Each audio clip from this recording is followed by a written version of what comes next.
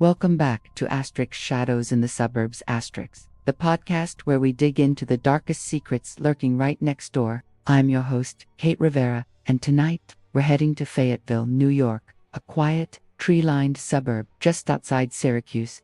Picture it: manicured lawns, minivans in driveways, families grilling burgers on summer weekends, the kind of place where folks wave hello over picket fences and lock their doors only when the weatherman calls for rain.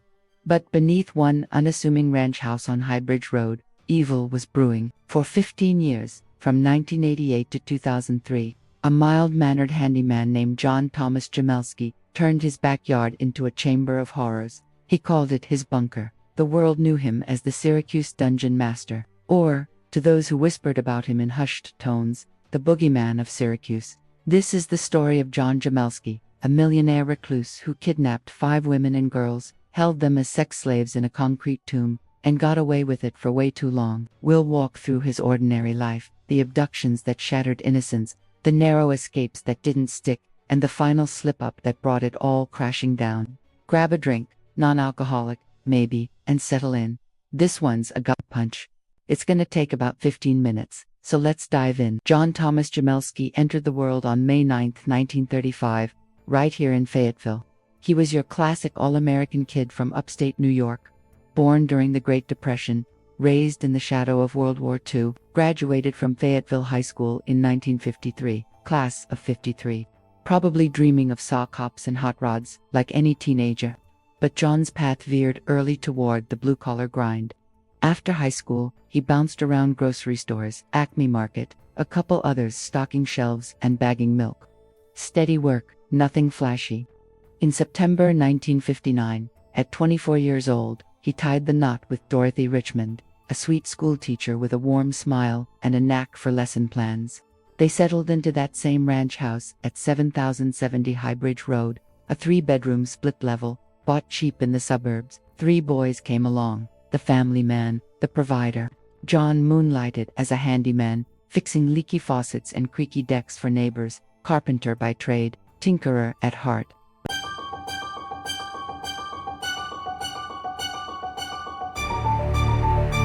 But here's where the cracks show. John had a head for money. He sweet-talked his old man into stock investments, and when Dad passed, that inheritance hit like a jackpot. Dorothy pitched in her teacher's salary, and together they flipped houses, snagged properties in California, rode the real estate wave through the 70s and 80s. By the time the 90s rolled around, John was sitting on over $1 million, not bad for a guy in flannel shirts and work boots.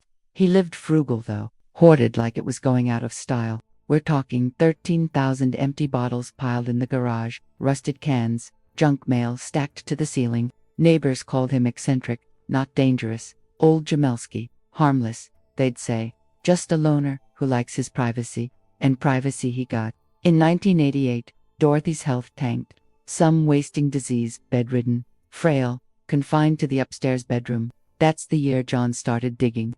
Out back, under the yard, he poured concrete for what he called a storm shelter. 8 feet high, 24 feet long, 12 feet wide, a dank vault buried 3 feet underground, accessed through the basement via an 8-foot crawl tunnel, hidden behind a fake bookshelf. A steel door at the end, padlocked tight. Inside, a foam mattress on the cold floor, a toilet, just a bucket under a setless chair. Bath time, a stained tub on a rickety wooden platform, hosed down with garden water that pooled and molded the concrete. A hole in the wall for an extension cord, clock radio, black and white TV for company, ventilation, a skinny PVC pipe snaking up to the yard, sucking in fresh air like a straw. John finished it in secret, told no one, not his sons, not his ailing wife upstairs. Why build it? He claimed later it was for protection. Tornadoes, maybe.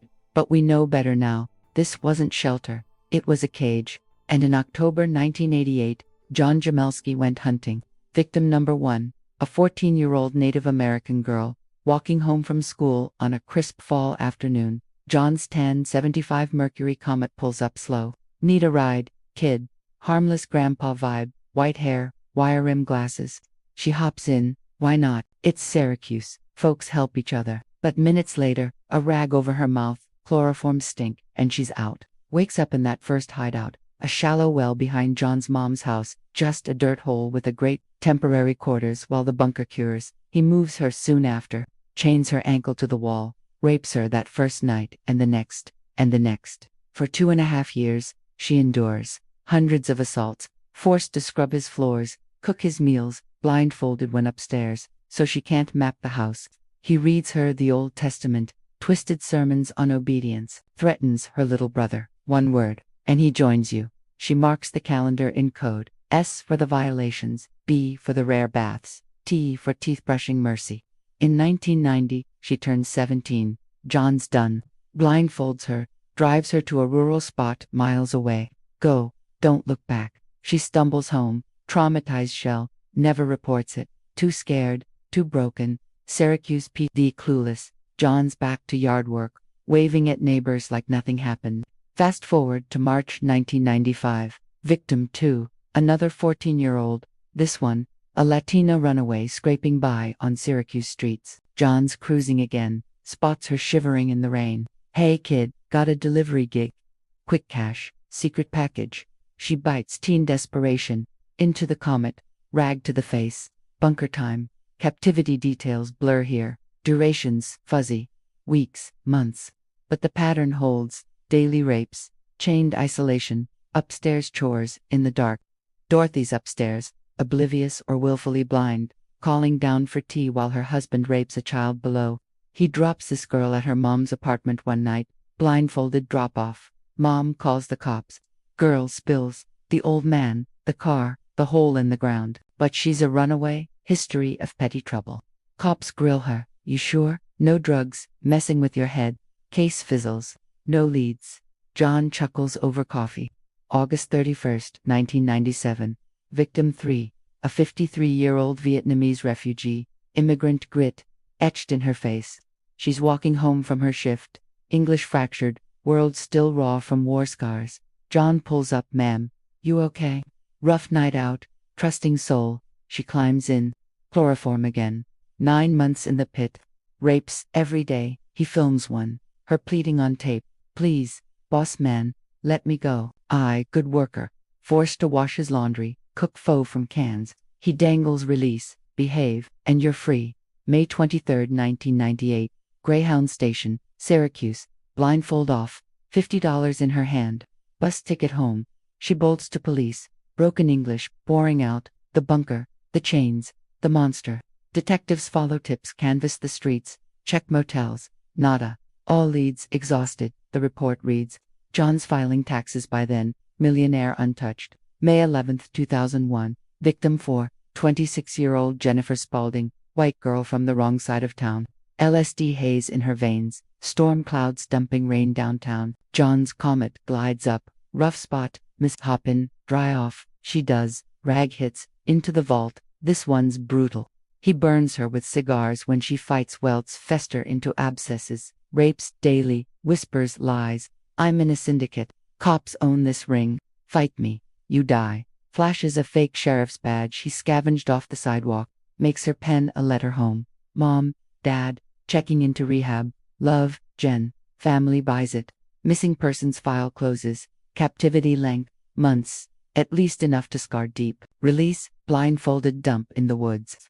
She reports, rape kit run. But it's negative.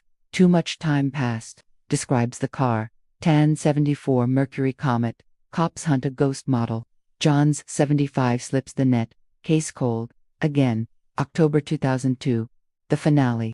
Victim 5, 16-year-old African-American runaway. Streets of Syracuse, her only shelter. John's radar pings. Vulnerable. Alone. Ride sweetheart, safer than out here. She nods. Chloroform, 6 months in hell.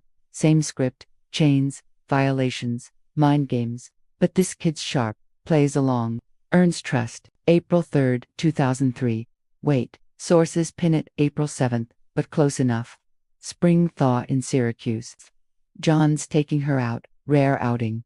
First stop, recycling depot in Manlius. He's cashing bottles, his hoarder haul. She spots a payphone. John, can I call a church? Pray for my soul.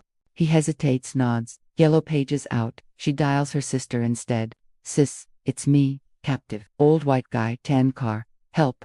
Caller ID traces, manlius, sister freaks, calls 911.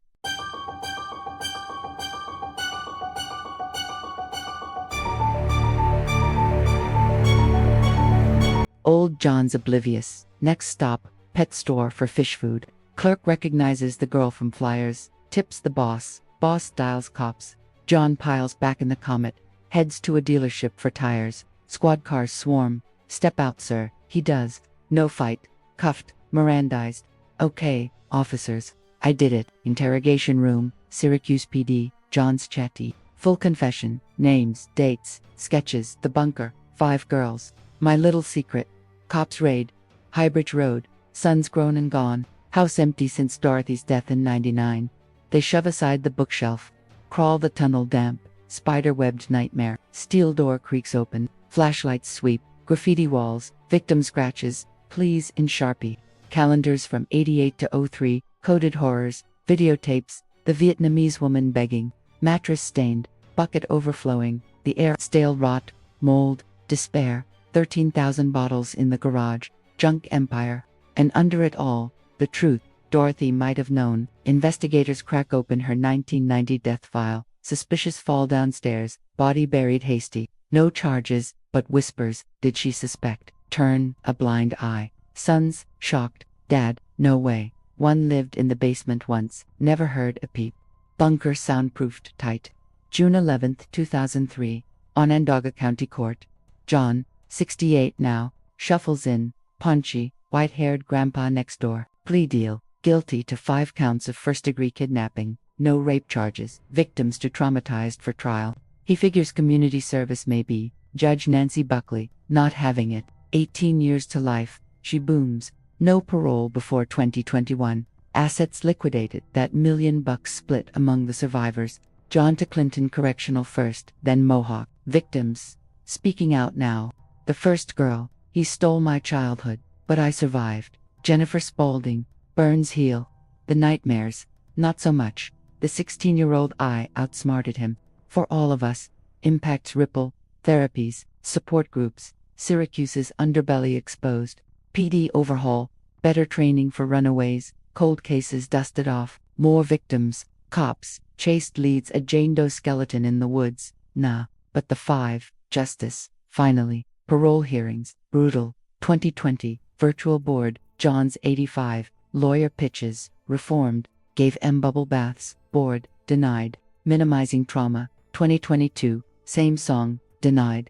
October 2023. Post-eligibility. Still caged. As of September 2025. He's 90. Mohawk's gray shadow. No freedom. John Jamelske. Proof. Eva wears khakis and collects cans. A millionaire who craved control more than cash. Psych docs later labeled him Hebie-phile, fixated on pubescence ephebophile twist for the teens.